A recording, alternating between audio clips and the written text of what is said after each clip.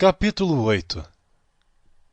Portanto, agora nenhuma condenação há para os que estão em Cristo Jesus, que não andam segundo a carne, mas segundo o Espírito. Porque a lei do Espírito de vida em Cristo Jesus me livrou da lei do pecado e da morte.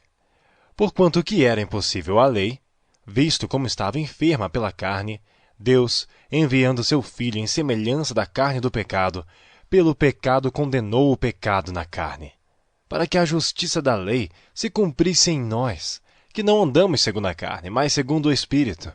Porque os que são segundo a carne inclinam-se para as coisas da carne, mas os que são segundo o Espírito, para as coisas do Espírito. Porque a inclinação da carne é morte, mas a inclinação do Espírito é vida e paz. Porquanto a inclinação da carne é inimizade contra Deus, pois não é sujeita à lei de Deus, nem em verdade o pode ser. Portanto, os que estão na carne não podem agradar a Deus.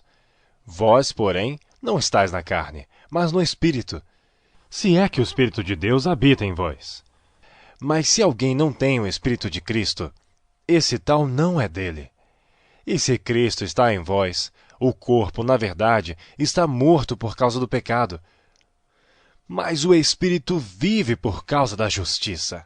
E se o Espírito daquele que dentre os mortos ressuscitou a Jesus habita em vós, aquele que dentre os mortos ressuscitou a Cristo também vivificará os vossos corpos mortais, pelo seu Espírito que em vós habita. De maneira que, irmãos, somos devedores.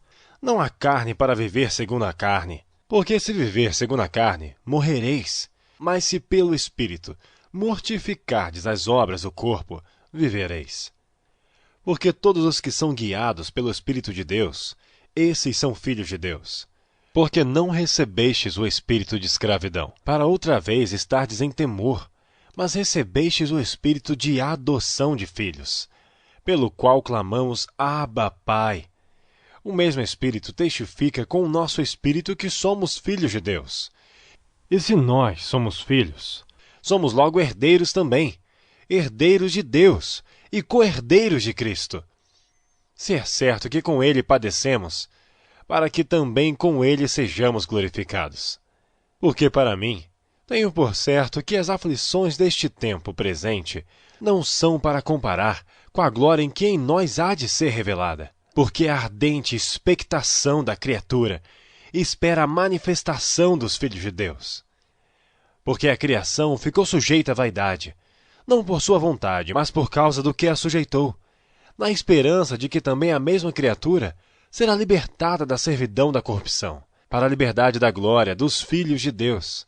Porque sabemos que toda a criação geme e está juntamente com dores de parto até agora. E não só ela, mas nós mesmos, que temos as primícias do Espírito, também gememos em nós mesmos, esperando a adoção, a saber, a redenção do nosso corpo. Porque em esperança fomos salvos. Ora, a esperança que se vê não é esperança, porque o que alguém vê, como o esperará? Mas se esperamos o que não vemos, com paciência o esperamos. E da mesma maneira, também o Espírito ajuda nossas fraquezas, porque não sabemos o que havemos de pedir como convém, mas o mesmo Espírito intercede por nós com gemidos inexprimíveis. E aquele que examina os corações sabe qual é a intenção do Espírito. E é ele que, segundo Deus, intercede pelos santos. E sabemos que todas as coisas contribuem juntamente para o bem daqueles que amam a Deus, daqueles que são chamados segundo o seu propósito. Porque os que dantes conheceu, também os predestinou para serem conformes à imagem de seu Filho, a fim de que ele seja o primogênito entre muitos irmãos. E aos que predestinou, a estes também chamou. E aos que chamou, a estes também justificou. E aos que justificou, a estes também glorificou. Que diremos, pois, a estas coisas? Se Deus é por nós, quem será contra nós? Aquele que nem mesmo seu próprio Filho poupou, antes o entregou por todos nós, como nos não dará também com ele todas as coisas? Quem tentará acusação contra os escolhidos de Deus? É Deus quem os justifica. Quem é que condena? Pois é Cristo quem morreu, Ou antes quem ressuscitou dentre os mortos, o qual está à direita de Deus e também intercede por nós? Quem nos separará do amor de Cristo? A tribulação? Ou a angústia? Ou a perseguição? Ou a fome? Ou a nudez? Ou o perigo? Ou a espada? Como está escrito, por amor de ti somos entregues à morte todo dia. Somos reputados como ovelhas para o matadouro. Mas em todas estas coisas, somos mais do que vencedores, por aquele que nos amou. Porque estou certo de que nem a morte, nem a vida, nem os anjos, nem os principados, nem as potestades, nem o presente, nem o porvir, nem a altura, nem a profundidade, nem alguma outra criatura nos poderá separar do amor de Deus, que está em Cristo Jesus, nosso Senhor.